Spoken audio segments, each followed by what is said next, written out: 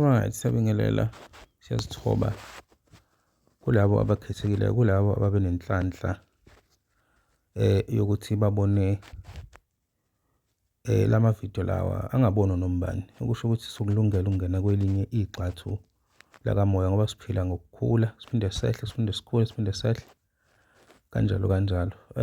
Ngizothi fahla angikuthandi ukwenza ama-video amancane. Uma ngabe ngenza i-video encane usukwazi ukuthi hayi idatha lisuke lingekho mntakababa, ngoba yonke i-video engiyenzayo iqhamuka ephaketheni lami.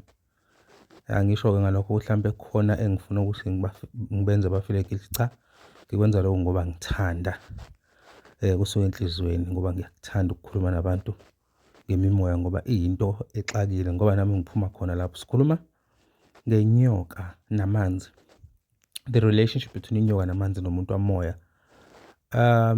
First of all, njengoba sabantu abaphuma emanzini, uyazi ukuthi ngaphambi kokuthi uzalwe umama uyaphume amanzi. Ilapho kubonakala khona ukuthi cha, akusekho ukuphila kule ndawo njengoba sophuma amanzi, le ngane efanele iphume la eswini. Bese siyaphuma-ke siyingane, ingane izalwa kanjalo. So amanzi awukuphila, uma engekho amanzi ukuphila nako akubi khona, njengoba nje nathi sizana sakhiwe ngamanzi nje. Now kunale structure lesi esinaso singabantwana abadaliwe basemhlabeni abaphilayo. Le structure senyoka, uma uthi uqaphela umzimba wethu, ubheke i-structure sebuchopho bese ubheka ne-spinal cord, uzobona ukuthi it reflects or it resembles inyoka, a snake, a serpent, right?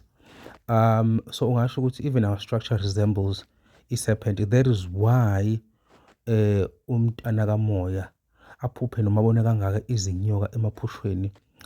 Inyoka iyakuwonisha uma ngabe kunentombi, inyoka iyakukhombisa uma kunento enhle, inyoka iyakukhombisa uma ngabe idalwa zekudinela, inyoka iyakukhombisa uma ngabe idalwa zikujabulela. So i-relationship yenyoka namanzi, i-relationship ediphu ngayona ndlela leyo, ngoba kakade nathi ungasho ukuthi sikwasanyoka isakhiwo sethu.